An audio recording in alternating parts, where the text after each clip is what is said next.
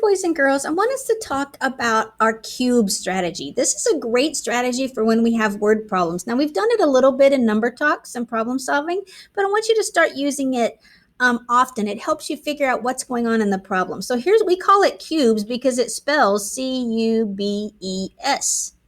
But the C stands for circle the numbers. So in a problem, we always want to circle the numbers we need. Now, we don't always need every single number in the problem.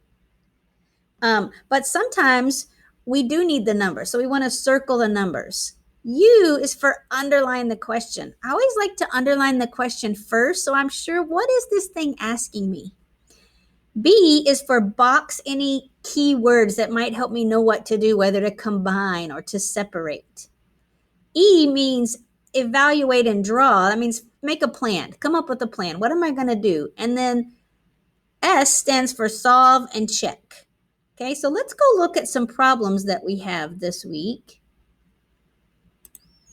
Okay, let's look at this problem to use with our cubes. Let me get my pen here.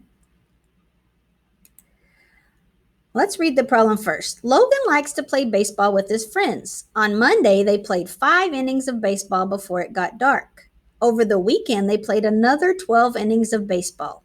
How many innings of baseball did Logan and his friends play?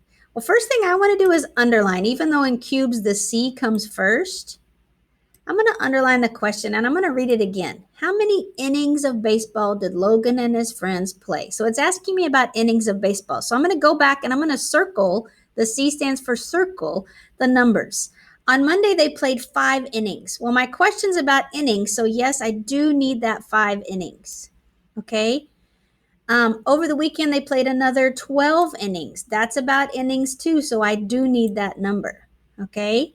Now I'm going to box. Are there any math words that help me? How many innings of baseball did Logan and his friends play?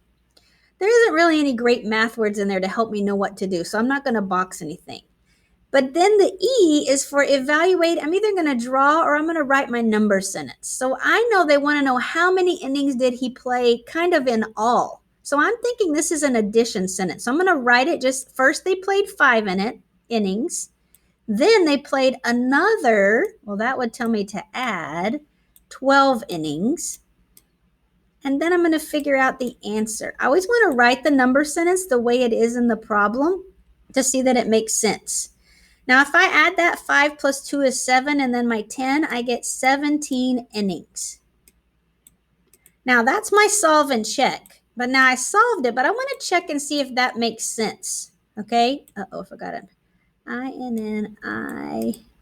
I want to make sure that this makes sense in my story. Okay? So let's see. I always circle my answer so Ms. Strickland can find it in your work. So let's see. 17 innings.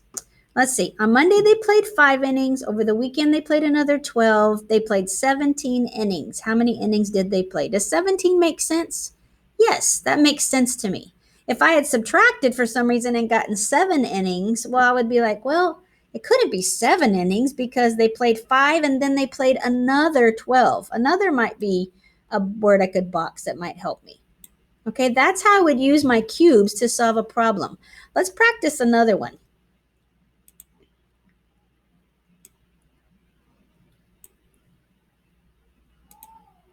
All right.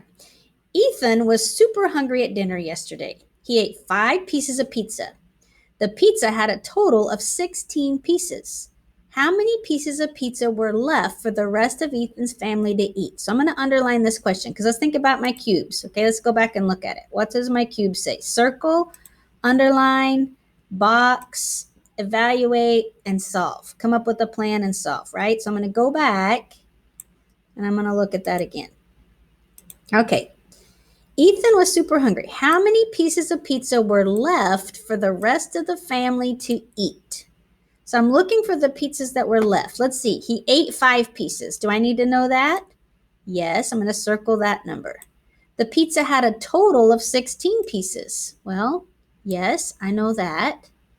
How many pieces were left for the rest of Ethan's family to eat? Well, when I'm thinking about boxing words that might give me clues, the word left is telling me that some are left over, right? Something happened to them and some are left. And here I have the word total. So I know in all there were 16 pieces of pizza.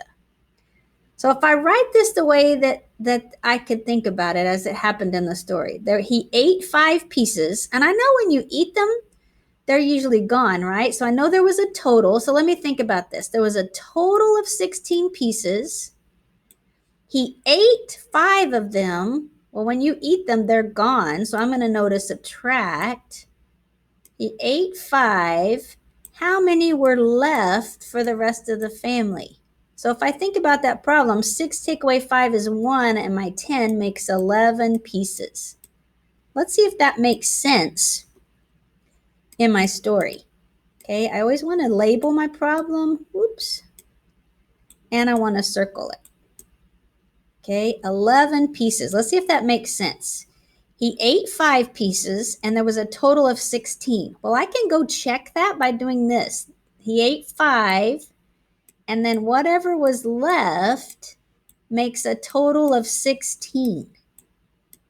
So if I add those back together, 5 plus 11, do I get 16? 5 plus 11 does make 16. So yes, my answer makes sense there. So that's where I solved it and I checked it. So there's my check right there. I solved that problem and I checked it. All right, let's try one on your own. I want you to pause the video for a second. I'm going to read this problem. Let's do it together and then I'll have you do it. Matthew was trying to build his stamina in reading. The first day he read 15 minutes before he got distracted. The second day he read 20 minutes. How many more minutes did Kaushik read the second day than the first day? I think that should say Matthew. All right, so let's go back and check on that. Okay, how many more minutes did Matthew read the second day than the first day? I think they messed up. We're just going to change that name to Matthew or that name to Kaushik. It doesn't really matter. We'll just put an M there. Okay, how many more minutes did Matthew read the second day than on the first day? All right, so let's see. The first day he read 15 minutes. The second day he read 20 minutes. And my question is asking me, how many more minutes did he read the second day than on the first day? So if I think about what math words might be there, this is kind of a comparing problem. It's asking me the words, how many more than. If you see this THAN, it's asking me to compare how many more minutes the first day than the second day. See if you can solve this problem. Pause the video and see if you can solve it, and then come back and see if you get the same answer that I got.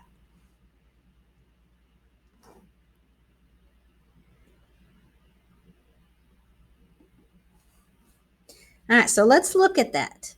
The first day he read 15 minutes, and the second day he read 20 minutes. And I want to know how many more the second day than the first day. So I'm going to start with the second day because it's the one that's more. So if I do how many more, there's the second day. There was 20. And on the first day, there was 15. And if I want to know how many more than, I'm going to subtract. Anytime you get a problem that asks you to compare more than, less than, greater than, you can use subtract to figure that out. And then I can think, well, 20 minus 10 is 10, and 10 minus 5 is 5 more. Now let me check and see if that makes sense. The first day he read 15 minutes. The second day he read 20. I want to know how many more is 20 than 15. That's pretty much what they are asking me. Okay. If you needed to, you could draw that number and see what it, you could draw 20 little dots and 15 little dots and measure them up and see how many more did he have. Okay.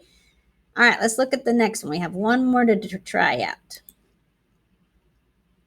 Robert played around the world in math class for 2 days. The first day he beat 4 people. On the second day, he beat 6 people. What was the total number of people that Robert beat? So I always underline first when I'm thinking about cubes.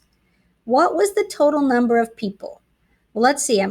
Now, this says 2 days. Do I need this number? No, because my problem's asking me about people. So I don't need the number about 2 days. But the first day he beat 4 people, I do need this number.